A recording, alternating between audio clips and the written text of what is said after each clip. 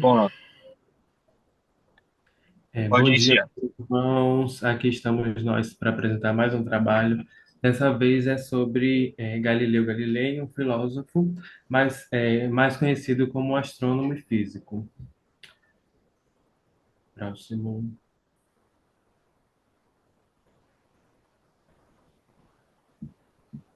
Próximo. O grupo é composto por Davi Ribeiro, Gilson, João, Euneilson e Pedro Henrique. E também somos orientados pelo professor Jair. Então, Galileu de Vincenzo Bonatti de Galilei, mas também conhecido como Galileu Galilei, nasceu em Pisa em 15 de fevereiro de 1564. É filho de Vincenzo, músico e comerciante, e de Giulia Amanati, de Péssia. E em 1581 ele já estava inscrito entre os alunos artistas do estúdio de Pisa. Conta-se, segundo os relatos, que ele, logo no início assim, da sua carreira, em dúvida do que estudar, se estudava para ser religioso, por ter sua família ser muito ligada à Igreja Católica, ele ficou em dúvida em ser religioso, um padre, ou então estudar para médico. Mas aí o seu pai orientou para estudar medicina. Mais para frente a gente vai ver o relato que ele seguiu essa orientação do seu pai, que estudar medicina, mas depois de um tempo ele desistiu, achou que a medicina não era o seu forte, né? O seu maior foco ficou na matemática. Galileu Galilei foi um dos mais influentes cientistas e filósofos da história, conhecido como o pai da ciência moderna. Nascido em Pisa, Itália, ele inicialmente estudou a medicina, como eu já tinha falado, mas acabou se dedicando à matemática e à física. Galileu fez importantes contribuições em várias áreas. Ele também não ficou fechado só em uma área, ele também contribuiu para a área de astronomia, mecânica e também a metodologia científica.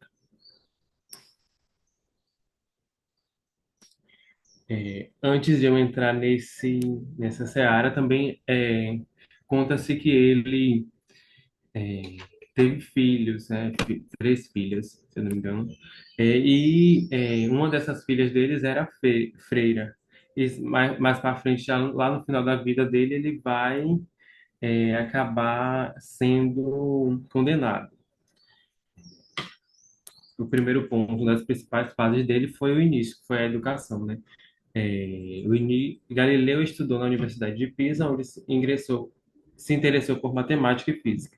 Em 1592, começou a ensinar na Universidade de Pádua, onde permaneceu por 18 anos. E antes disso, seu primeiro trabalho foi com artes. Ele começou ensinando a arte, mas depois ele também nem demorou muito. Depois ele já investiu mais nessa questão de ensinar nas universidades.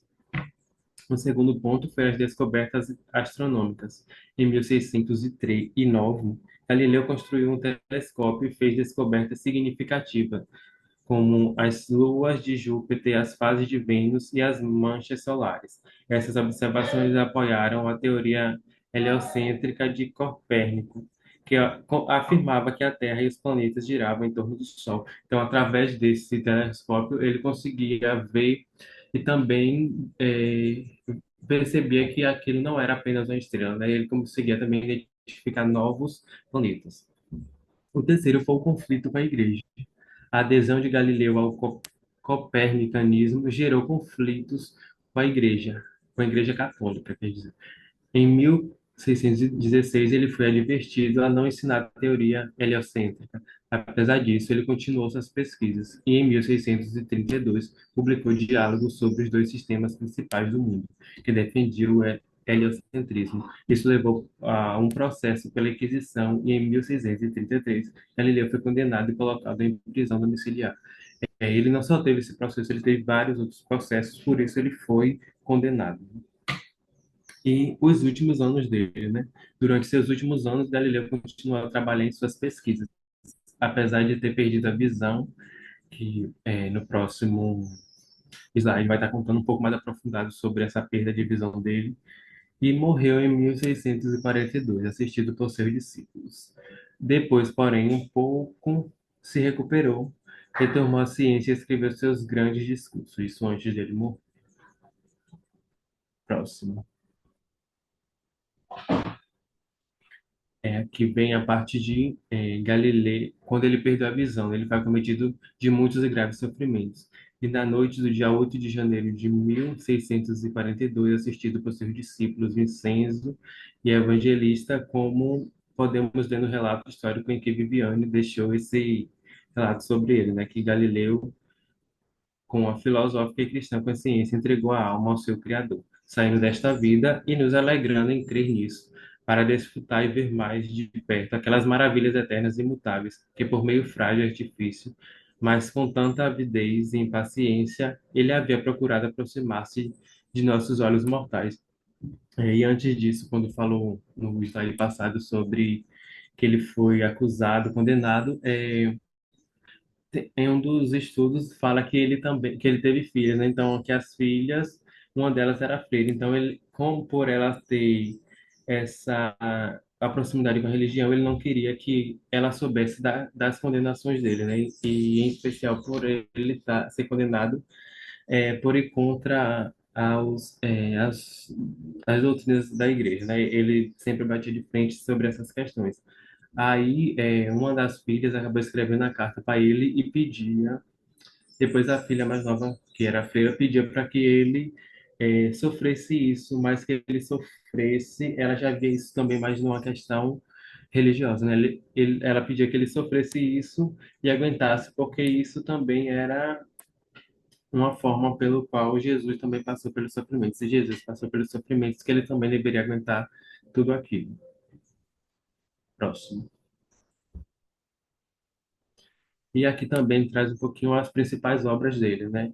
A primeira que podemos citar, o Sidereus Núncios. Neste trabalho, Galileu escreve suas descobertas astronômicas feitas com o telescópio, incluindo as luas de Júpiter e as montanhas da Lua, que foi em 1610. Depois, a próxima foi as Cartas Copernicanas, de 1613 a 1615. É uma série de cartas em que Galileu discute a relação entre ciência e fé, defendendo a teoria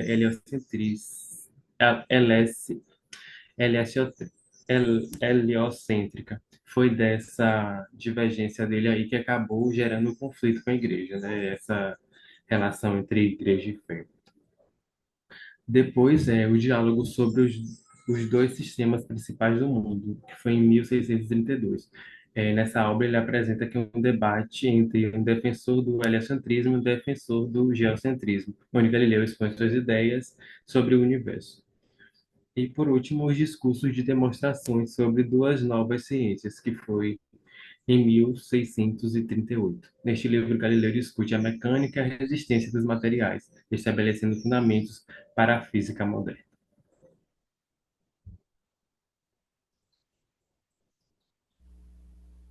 Galileu Galilei e o heliocentrismo de Copérnico, um marco na revolução científica.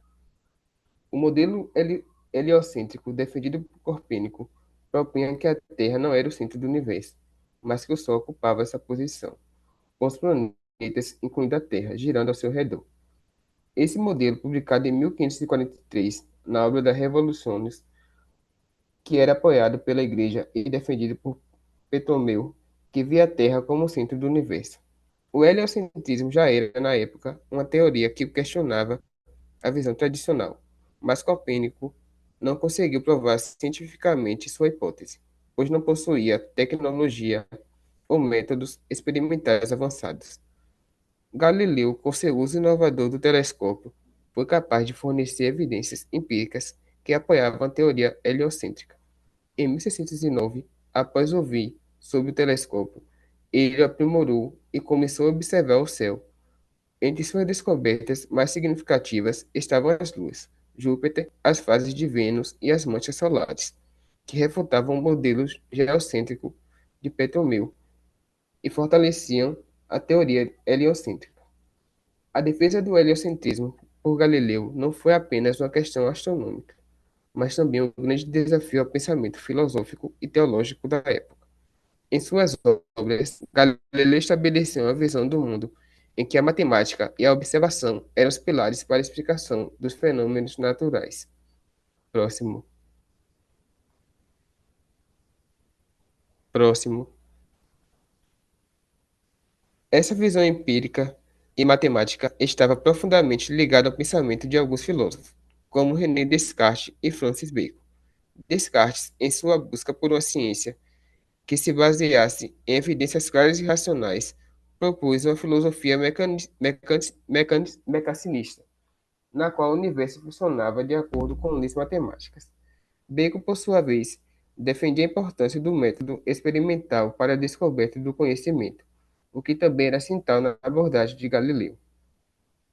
A defesa de Galileu do heliocentrismo e seu método científico tinham profundas implicações filosóficas. Primeiramente, desafiavam a visão aristotélica do universo, que estava amplamente ligada à teologia cristã medieval. O modelo heliocêntrico não só era revolução científica, mas também filosófica, pois mudava a concepção do lugar na Terra, do cosmos e da natureza da realidade.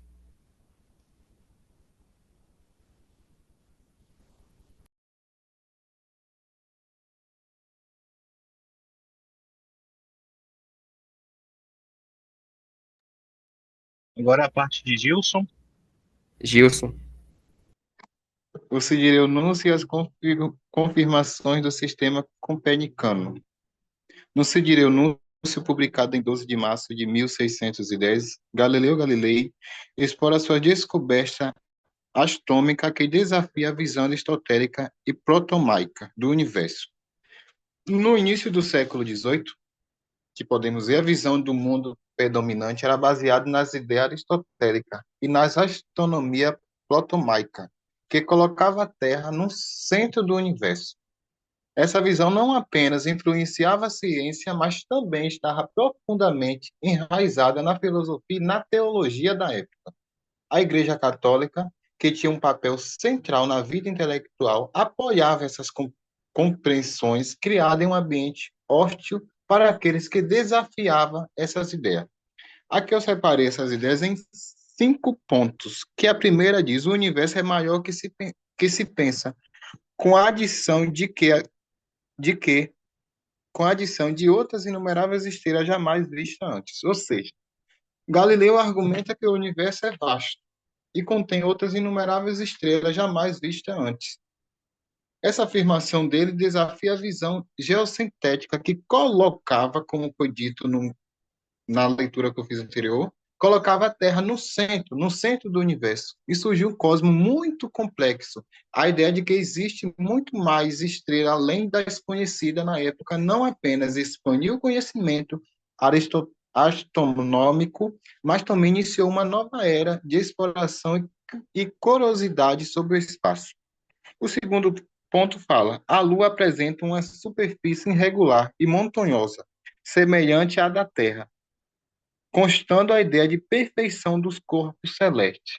Ou seja, Galileu, revelando sua superfície cheia de cátedra e montanhas, contradiz a ideia de Aristóteles, a ideia de Aristóteles, que diz que os corpos celestes eram perfeitos e imutáveis. Essa descoberta teve uma implicação profunda, pois sugeriu que a Lua e, por extensão, outros corpos celestes eram sujeitos às mesmas formas naturais que afetavam a Terra. Isso começou a derrubar a noção de uma separação entre o céu e a Terra. O ponto T, a galáxia é composta por um aglomerado de estrelas resolvendo disputa filosófica antiga sobre a sua natureza. Galileu Galileu compôs que a galáxia não era uma substância uníforme ou numerosa, mas se composta por aglomerado de estrelas. Essa visão ajudou a esclarecer muitas disputas filosóficas, ou seja, sobre a natureza do cosmos, ao perceber que as estrelas eram parte de uma estrutura maior.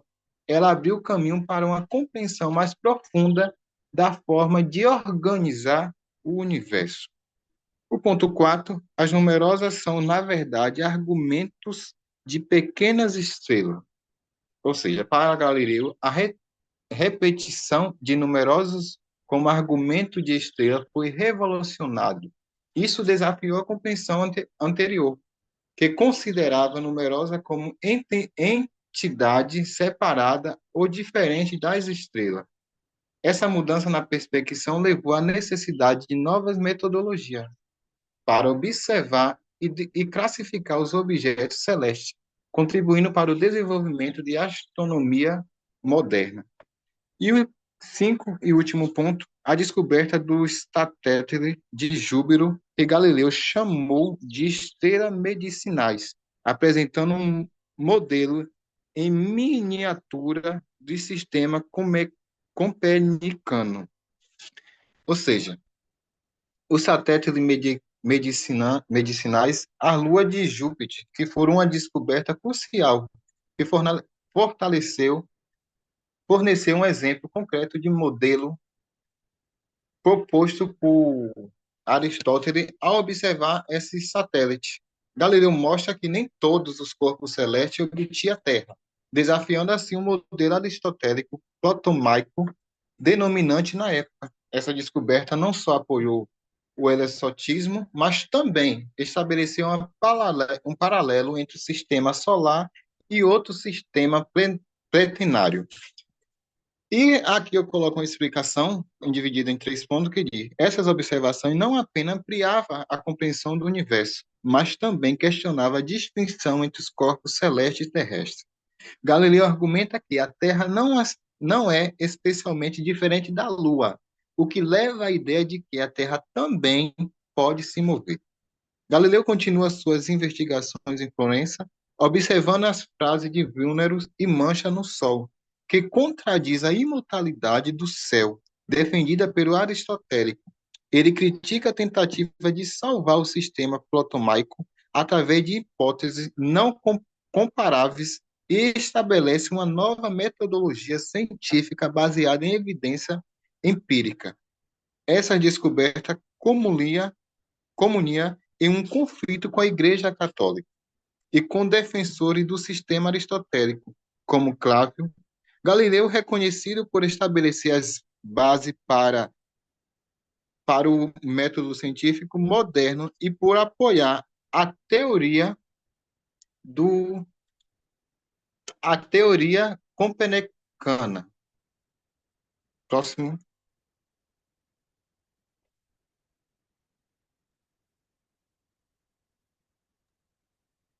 Bom dia, eu me chamo Pedro Henrique e vou dar continuidade na apresentação do trabalho, falando mais a respeito das contribuições de Galileu no âmbito da física, né? Saindo um pouco do âmbito da astronomia, que trata dos corpos celestes, e trazendo mais para essa Terra aqui, para os fenômenos naturais que acontecem no nosso meio. Princípio da inércia de Galileu. A queda vertical dos corpos como prova aristotélica do não movimento da Terra, né? Na época, a corrente filosófica atribuída como a correta era a corrente aristotélica, nos mais demais variados âmbitos do conhecimento, e um deles é na física. Ah, é, eles, o- as pessoas da época utilizavam da questão da queda dos corpos de Aristóteles para desmentir a proposta copernicana, que dizia que a Terra estava em movimento ao redor do Sol, e não o Sol em movimento ao redor da Terra, né, e todo o universo. Eles diziam que, pelo motivo dos corpos, ao serem abandonados a certa altura, caírem de maneira vertical, isso comprovaria que a Terra não estava em movimento, pois, se a Terra estivesse em movimento, estes corpos não cairiam verticalmente, mas teriam desvios laterais, ou seja, eles teriam um movimento diagonal. Galileu, por ser um fiel defensor da teoria de Copérnico, contradiz ao dizer que o movimento compartilhado não seria perceptível, ou seja, quando dois corpos ambos estão em movimento, esse movimento não é perceptível para esses corpos. Ele utiliza como exemplo o navio. Se nós pegarmos como perspectiva a pessoa que está no porto e ela observa o navio, tanto a embarcação quanto os seus tripulantes, quanto as coisas que estão dentro da embarcação, ambos estão em movimento. Mas se nós pegarmos como perspectiva o tripulante, ele mesmo, os outros tripulantes, os objetos dessa embarcação estão todos em repouso. Ou seja, se ambos os objetos estão em movimento, este movimento não é aparente. E dessa forma, Galileu introduz o conceito de movimento relativo. Essas contribuições nesse âmbito da física influenciaram toda a produção do conhecimento físico posterior. Eu acredito que a maior contribuição de Galileu tenha sido para a primeira lei de Newton, a lei da inércia.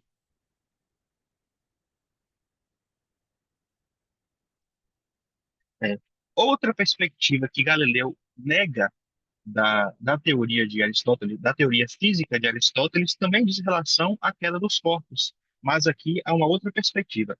A física aristotélica dizia que quanto maior o peso dos corpos, maior a velocidade de queda, ou seja, um corpo de 10 quilos abandonado a uma certa altura cai em uma velocidade.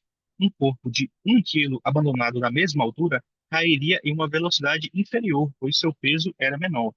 Entretanto, Galileu contradiz ao dizer que a velocidade da queda não depende da massa.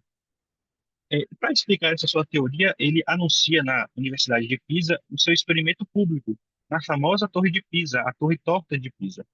Neste experimento, ele subiu ao topo da torre e soltou dois objetos de mesma forma, como podemos ver na imagem, ambos os objetos em formas esféricas. Entretanto, um objeto tinha 10 quilos e o outro objeto tinha 1 quilo.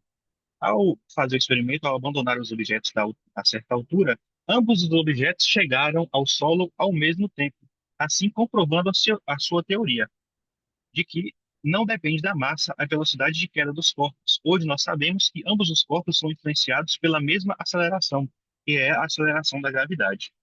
Tendo em vista essa experiência, Galileu postula a lei que ele chamou de movimento uniformemente acelerado, que postulava que corpos em queda livre sofrem acréscimos iguais de velocidade em intervalo de tempos iguais.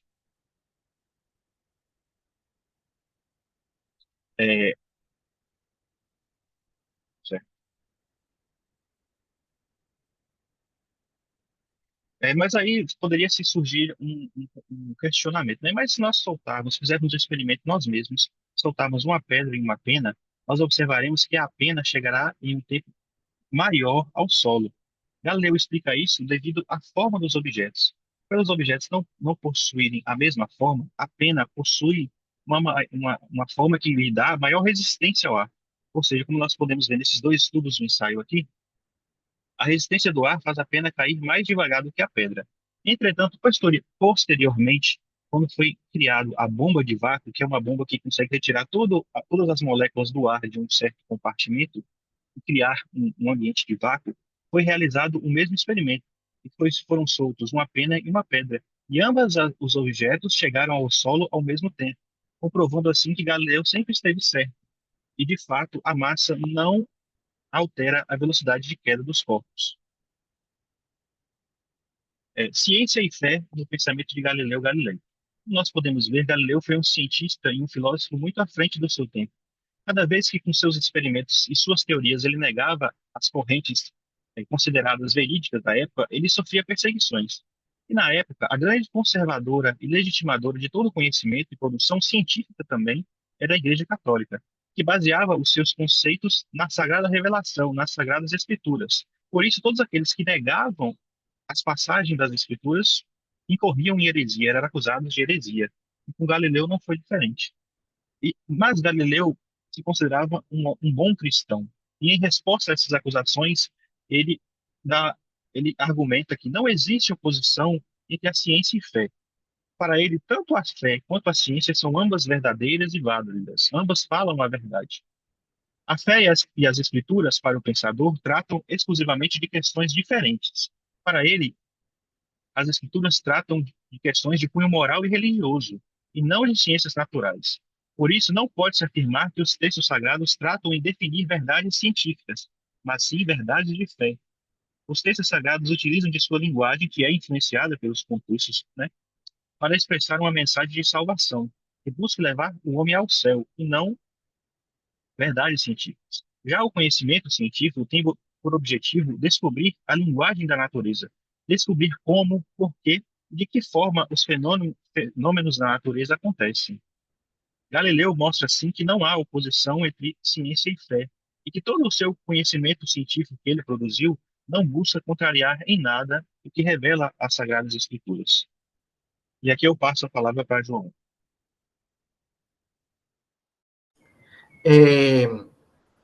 como vimos na apresentação do trabalho, em todo o decorrer, o Galileu sempre está vinculado, né, com a Igreja Católica em muitas das coisas. E para as minhas falas, eu fiz duas pesquisas sobre alguns historiadores, como a maioria dos conteúdos apresenta, e uma visão de escritores católicos sobre essa questão do julgamento de Galileu pela Santa Inquisição. A primeira foi sobre as contribuições de Galileu, como todos já disseram, mas para sucintar. O Galileu foi um importante astrônomo que desenvolveu o primeiro telescópio para observações astronômicas e fez descobertas significativas com as fases de Vênus, que apoiava a teoria heliocêntrica de Copérnico. E outra é a teoria heliocêntrica. Ele defendeu que a Terra e outros planetas giram em torno do Sol e que contradizia as crenças da época baseada nos ensinamentos de Aristóteles. Antes de prosseguir, chegamos num ponto que é a ferida, né? Sobre essa questão de contradizer as crenças da época e baseados nos ensinamentos de Aristóteles. Por quê? Devido ali à questão do protestantismo, tudo aquilo que estava passando na época, estava um cuidado muito grande sobre as heresias, sobre os questionamentos das Sagradas Escrituras, né? De coisas que iriam além do que estava na Bíblia. E tem uma passagem que fala sobre isso, né? Em torno do Sol e tudo mais. Porém, o Galileu, ele acertou em dizer que as escrituras, elas não pretendem ser um tratado de ciências naturais. Porém, ele errou em fazer um barraco tão grande em ter provas científicas nas quais não conseguia sustentar, baseado nessa questão de contradizer as crenças, né?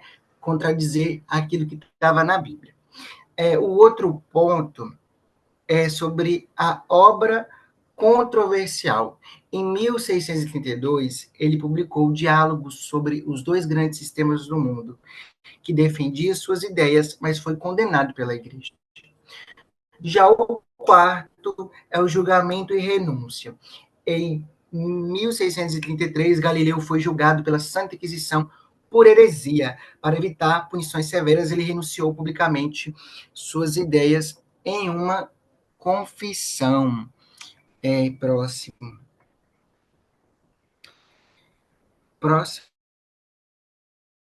Ô, João, só para te situar, você tem 3 minutos, tá? Bom, sim, eu estou olhando aqui. Só que nessa questão que fala, a igreja condenou ele e tal, que a igreja estava contra os seus ideais, pelo contrário, a igreja ficou muito feliz com as contribuições, principalmente sobre a questão do telescópio. Isso foi uma coisa muito significativa e foi celebrado pela igreja, né? E ele foi recebido com uma festa no Colégio Romano dos Padres. Então, foi algo assim que não é tudo que alguns historiadores falam que a igreja condenou e tal. O que foi condenado mesmo foi essa questão de ir contra as questões da Bíblia e tudo mais. Então, só para deixar isso bem situado, a condenação à prisão domiciliar. Apesar da renúncia, Galileu foi condenado à prisão domiciliar pelo resto de sua vida e morreu cego em 1642. Reação da Igreja. Como eu disse, ela não se opôs à teoria heliocêntrica de Copérnico, mas a postura de Galileu e sua insistência em desafiar a interpretação bíblica levaram ao conflito. Contexto teológico. A condenação ocorreu em um período que a igreja estava preocupada com interpretações livres da Bíblia, especialmente após o surgimento do protestantismo. Reconhecimento posterior. Em 1992, o Papa João Paulo II reconheceu o erro da condenação de Galileu, afirmando que não compromete a infabilidade papal. E, para fechar, a situação de prisão domiciliar. do Galileu. Não foi de tortura nem executado, viveu confortavelmente durante sua prisão domiciliar e continuou seus estudos até sua morte. Então, não foi uma coisa assim, ai meu Deus, Galileu sofreu na mão da igreja, pelo contrário. Na verdade, ele contribuiu muito, mas teve muitas controvérsias com a fé da época, com aquilo que Pedro falou, questões dogmáticas e tudo mais. Aqui encerro minha fala. E essas aí são as nossas referências, né, de sites, livros, e espero que vocês tenham gostado e entendido do conteúdo.